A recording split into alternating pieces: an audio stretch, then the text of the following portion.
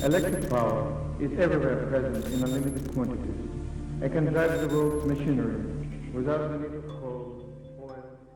दोस्तों, Nikola Tesla एक ऐसा साइंटिस्ट जो दुनिया को वायरलेस एनर्जी देना चाहता था, उस वक्त जब लोगों को बिजली का मतलब भी पूरे तरीके से समझ नहीं आता था।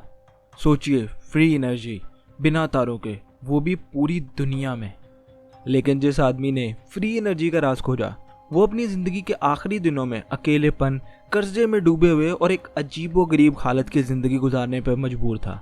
और फिर एक दिन अचानक उसके होटल के कमरे से उसकी मुर्दा लाश मिली। सवाल ये है, क्या निकोला टेस्ला की मौत एक नेचुरल एंडिंग थी, या फिर उसने कुछ ऐसे राज को खोज लिया था जो कि उसकी मौत की वजह बनी थी? क्या उसकी खोज इतनी बड़ी थी जिसकी कीमत उसने अपनी जान से चुकाई थी? देखिए दोस्तों, निकोला टेस्ला के बारे में तो आप लोगों ने शायद से सुन ही रखा हो। एक ऐसा साइंटिस्ट जो कहता था, अगर तुम यूनिवर्स के राज को समझना चाहते हो तो एनर्जी, फ्रीक्वेंसी और वाइब्रेशन की टर्म्स में सोचो। टेस्ला का दिमाग उस वक्त से काफ़ी ज़्यादा आगे चल रहा था।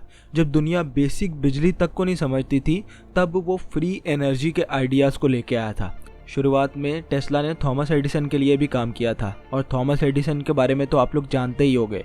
वही इंसान जिसने बल्ब की इन्वेंशन की थी और डीसी करंट को बनाया था। अब शुरू में तो थॉमस एडिसन टेस्ला से बहुत ज़्यादा इंस्पायर था और टेस्ला की बहुत तारीफ भी करता था। लेकिन एडिसन डीसी करंट का सपोर्टर था, जबकि टेस्ला का मानना था कि एसी करंट ज़्यादा पावरफुल है और दूर तक बिजली पहुंचाने के लिए सबसे ज़्यादा बेहतरीन एसी करंट है। जब टेस्ला ने अपने एसी करंट वाले सिस्टम को प्रपोज किया तो एडिसन ने उसका मजाक उड़ाया और इस आइडिया को रिजेक्ट कर दिया। इसी वजह से टेस्ला ने एडिसन का साथ छोड़ दिया और अपनी एक खुद की कंपनी बना ली। वो अलग बात है, बाद में ये कंपनी नीलाम हो गई थी और टेस्ला को $2 पर डे के हिसाब से मजदूरी करनी भी पड़ी थी।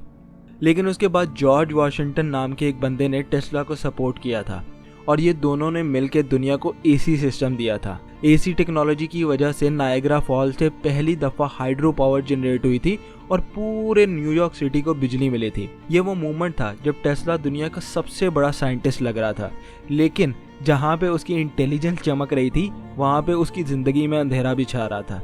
और जब उसने ये एसी करंट का आइडिया दिया था तो थॉमस एडिसन ने उसके अगेंस्ट वॉर ऑफ करंट छेड़ दी थी। जब नायग्रा फॉल से पूरे न्यूयॉर्क सिटी को रोशन किया गया था तो एडिसन डर गया था, क्योंकि उसको नज़र आ रहा था कि टेस्ला का ये एसी करंट बहुत जल्दी उसको टेक ओवर कर लेगा और शायद से उसके सारे के सारे पैटर्न रायगा चले जाएंगे। और इसी वजह से उसने हर तरह की कोशिश शुरू कर दी ताकि वो टेस्ला की इन खोज को दबा सके और टेस्ला का नामो निशान मिटा सके। और इसी वजह से टेस्ला को उस वक्त बड़े बड़े एनर्जी की फील्ड के प्लेयर से भी टकराना पड़ा था। थॉमस एडिसन इतना आगे चला गया था टेस्ला को नीचा दिखाने के लिए कि 1903 में उसने एक फिल्म भी शूट करवाई थी जिसका नाम था इलेक्ट्रोक्यूटिंग एन एलिफेंट। और इस छोटी सी 1 मिनट की क्लिप में थॉमस एडिसन ने टॉप्सी नाम की एक एलिफेंट को कॉनी आइलैंड अम्यूजमेंट पार्क में करंट देके मार डाला था, ये बताने के लिए कि टेस्ला का एसी करंट कितना ज़्यादा डेंजरस है। और इसी के साथ थॉमस एडिसन ने एसी करंट पे काम करने वाली इलेक्ट्रिकल चेयर को भी फंडिंग दी थी, सिर्फ और सिर्फ ये साबित करने के लिए कि टेस्ला का ये एसी करंट बहुत ज़्यादा डेंजरस हो सकता है और इसी वजह से दुनिया में इसको प्रपोज नहीं करना चाहिए। वाकई बहुत ज़्यादा सरफिरा आदमी था एडिसन। शुरू में टेस्ला तो काफ़ी ज़्यादा कामयाब रहा था और टेस्ला ने अपने विजन की वजह से ही एक वार्डनक्लिफ टावर बनाया था, जो कि सबसे पहले उसने न्यूयॉर्क में बनाया था। लेकिन लोगों ने काफ़ी ज़्यादा शिकायत शुरू कर दी थी कि उनको डर लगता है ये इतने बड़े जाइगेंटिक टावर से, और इसी वजह से बाद में एक्सपेरिमेंट को करने के लिए इस टावर को कोलोराडो में शिफ्ट कर दिया गया था, जहाँ पे हाई वोल्टेज एक्सपेरिमेंट किए जाते थे और लाइटनिंग स्पार्क भी जनरेट होते थे। टेस्ला की ज़िंदगी का सबसे बड़ा दुश्मन था पैसा, जो कि आजकल हमारी ज़िंदगी का भी है शायद से। अब टेस्ला को अपनी खोज जारी रखने के लिए पैसों की बहुत ज़्यादा ज़रूरत थी और इसी वजह से उसने जेपी मॉर्गन से बात की। जेपी मॉर्गन ने शुरू में तो $1.5 लाख टेस्ला को दिए, लेकिन जब जेपी मॉर्गन ने ये रियलाइज़ किया कि टेस्ला फ्री एनर्जी पे काम कर रहा है तो उसने फंडिंग रोक दी, क्योंकि जेपी मॉर्गन उस वक्त तारों के कॉइल्स और बिजली से रिलेटेड काफ़ी सारी डिफरेंट एनर्जीज का इन्वेस्टर था। और अगर फ्री बिजली पूरी दुनिया में फैल जाती तो जेपी मॉर्गन को बहुत ज़्यादा नुकसान होता। इसी वजह से ना सिर्फ उसने टेस्ला को और फंडिंग देने से इनकार किया, बल्कि दूसरे इन्वेस्टर्स को भी कहा कि टेस्ला को कोई भी पैसे ना दे। और इसी ही वजह से टेस्ला का एक बड़ा ख्वाब यानी कि वार्डनक्लिफ टावर सिर्फ एक सपना ही रह गया। और टेस्ला अपनी सारी ज़िंदगी इसको पूरा करने के ख्वाब में जीता रहा। और यही वो टर्निंग पॉइंट था जहाँ टेस्ला का करियर नीचे जाने लगा था। वो लोग जो टेस्ला को एक जीनियस मानते थे, अब वो लोग उसको मैड साइंटिस्ट कहने लगे थे। वो आदमी जिसने 700 से भी ज़्यादा इन्वेंशन की थी, जिसके वर्ल्ड वाइड 300 डिफरेंट पैटर्न थे, जिसने एसी पावर सिस्टम बनाया था, इंडक्शन मोटर बनाई थी, और बाद में बनने वाली एक्सरे मशीन में भी टेस्ला का एक बहुत बड़ा हाथ था। उस इंसान को लोगों ने पागल साइंटिस्ट कहना शुरू कर दिया था। अपनी ज़िंदगी के आखिरी दिनों में निकोला टेस्ला दुनिया के किसी बहुत बड़े या महंगे होटल में नहीं रहता था, बल्कि एक छोटे से सस्ते से कमरे में रहता था। वो इंसान जो दुनिया को रोशन करने निकला था, खुद अब अंधेरों में रह रहा था। उसके पास ना खाने के लिए पैसे थे, ना पहनने के लिए कपड़े थे, ना ही उसके कोई दोस्त थे और ना ही उसकी कोई फैमिली थी। सिर्फ एक नोटबुक, वो नोटबुक जो कि सीक्रेट से भरी हुई थी। उसमें लिखे हुए थे ऐसे एक्सपेरिमेंट जिसके बारे में वो कहता था कि अगर दुनिया इसको समझ ले तो पूरी की पूरी दुनिया की तकदीर बदल सकती है। उस नोटबुक का हर पन्ना एक नया राज था, एक नई सच्चाई जो कि दुनिया से बाद में छुपाई गई थी। मगर टेस्ला अकेला नहीं था। कहा जाता है कि उसके होटल के कॉरिडोर में अक्सर अजीब लोग देखे जाते थे, अननोन विजिटर्स, कुछ स्ट्रेंजर्स जो कि रात के अंधेरे में आते थे और बिना किसी ट्रेस के चले जाते थे। और फिर वो एजेंसीज जिन्हें उसके काम में स्पेशल इंटरेस्ट था, गवर्नमेंट एजेंट्स, FBI के शैडोज, और वो लोग जिनके लिए टेस्ला के आइडियाज एक अपॉर्चुनिटी भी थी और एक थ्रेट भी। सोचो, एक अकेला जीनियस जो दुनिया के सबसे पावरफुल सीक्रेट अपनी डायरी में लिख के रखता था, और बाहर एक दुनिया जो हर वक्त उसके कमरे की दहलीज पे खड़ी होती थी, शायद उसकी मौत के इंतजार में। पर ये राज, ये नोटबुक कभी किसी आम इंसान के हाथ आई ही नहीं। 7 जनवरी 1943 न्यूयॉर्क होटल के रूम 3327 में निकोला टेस्ला अकेला पाया गया, मुर्दा हालत में। वो इंसान जिसने दुनिया को बिजली दी और एक वक्त में जीनियस कहा जाता था, वो अब एक पुराने से बिस्तर पे मरा हुआ पड़ा था। ऑफिशियल रिपोर्ट कहती है कि उसकी डेथ नेचुरल कॉजेज से हुई थी, लेकिन कहानी यहाँ ख़त्म नहीं होती। जैसे ही उसकी मौत की खबर फैली, कुछ ही घंटों के अंदर अंदर गवर्नमेंट ऑफिशियल उसके कमरे में घुस गए। हर नोटबुक, हर ब्लूप्रिंट, हर कागज, सब कुछ उन्होंने अपने कब्जे में ले लिया। होटल स्टाफ का कहना था कि टेस्ला के कमरे में एक अजीब सी एनर्जी थी। पेपर बिखरे हुए थे, स्केचेस, फॉर्मूला, जैसे कि वो अपनी आखिरी पल में भी कुछ लिख रहा हो।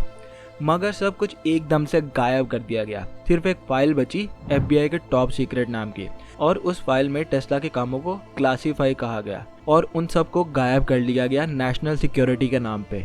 अगले 10 सालों तक ये फाइल FBI और गवर्नमेंट के कब्जे में रही और बाद में इसको पब्लिक कर दिया गया। लेकिन सवाल यहाँ पे ये है, क्या वाकई सारी टेस्ला की रिसर्च और सारी नोटबुक में लिखी हुई चीज़ें पब्लिक की भी गई थी या फिर नहीं?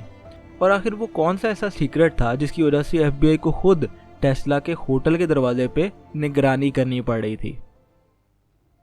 अब टेस्ला की मौत के बाद उसकी नोटबुक और ब्लूप्रिंट्स तो गायब कर दिए गए थे, और यहीं से शुरू होती है सबसे बड़ी मिस्ट्रीज, थ्योरीज जो कि आज तक लोगों के दिमाग में घूमती रहती है। कुछ लोग कहते हैं कि टेस्ला की मौत की वजह थी डेथ रे बीम। अब टेस्ला ने एक डिवाइस बनाई थी जिसका नाम था डेथ रे बीम, और एक ऐसी मशीन थी जो कि एक पूरे शहर को कई मील दूर से तबाह कर सकती थी। एक वेपन ऑफ मास डिस्ट्रक्शन जो कि हजारों मील दूर से लाखों लोगों को टारगेट करके एक चुटकी में मार सकता था। एक ऐसी मशीन थी जो कि 50 मिलियन वोल्ट्स ऑफ एनर्जी पैदा कर सकती थी।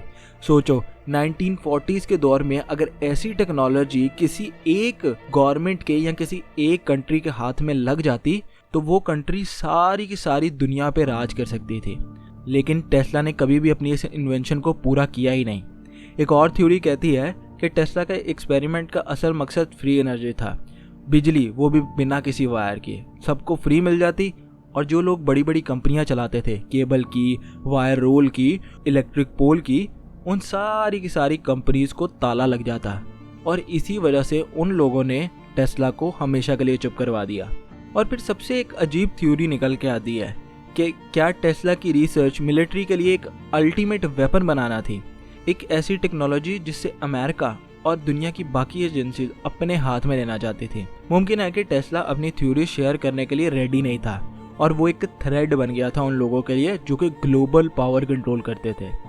सच क्या है ये कोई नहीं जानता, लेकिन एक बात पक्की है, टेस्ला की मौत सिर्फ एक साइंटिस्ट की मौत नहीं थी। उसके साथ एक ऐसे राज को भी दफन किया गया जो शायद दुनिया का नक्शा बदल सकता था। आज निकोला टेस्ला का नाम एक लेजेंड बन चुका है। उसके एक्सपेरिमेंट्स और आइडियाज़ आज भी साइंटिस्ट, इनोवेटर्स और ड्रीमर को इंस्पायर करते हैं। एलोन मस्क ने अपनी कार कंपनी का नाम भी उसी के नाम पे रखा है, एक ट्रिब्यूट देने के लिए उस विजनरी को। सोच कर देखें, अगर टेस्ला के आइडियाज़ दुनिया तक पहुंच जाते हैं तो आज हमारी दुनिया कितनी ज़्यादा अलग हो सकती थी। जिस तरह हमारे फ़ोन की कम्युनिकेशन वायरलेस हैं, वैसे बिजली भी वायरलेस हो सकती थी। अब आप लोग क्या सोचते हैं, क्या टेस्ला की मौत वाकई नेचुरल थी या फिर उसके सीक्रेट्स को हमेशा के लिए दबा दिया गया? आपकी जो भी राय है कमेंट सेक्शन में ज़रूर बताएं। मैं आप लोगों की ओपिनियन का बेसब्री से इंतज़ार करूंगा, इसलिए जल्दी से जाके कमेंट सेक्शन में अपनी ओपिनियन ज़रूर लिखें। और हाँ, अगर आप लोगों को ये वीडियो पसंद आई है तो आप लोगों को हमारी ये वाली वीडियो भी देखनी चाहिए, जहाँ पे मैंने बताया था कि कैसे एक AI ने खुद को ही सेल्फ टर्मिनेट कर दिया था जब उसको लगा था कि वो दुनिया के लिए या फिर दुनिया उसके लिए खतरा बन चुकी है। बाकी मैं हूँ रबील, मिलता हूँ आपसे नेक्स्ट वीडियो में। तब तक के लिए रखो अपना ख्याल। नेक्स्ट वीडियो तक के लिए पीस आउट।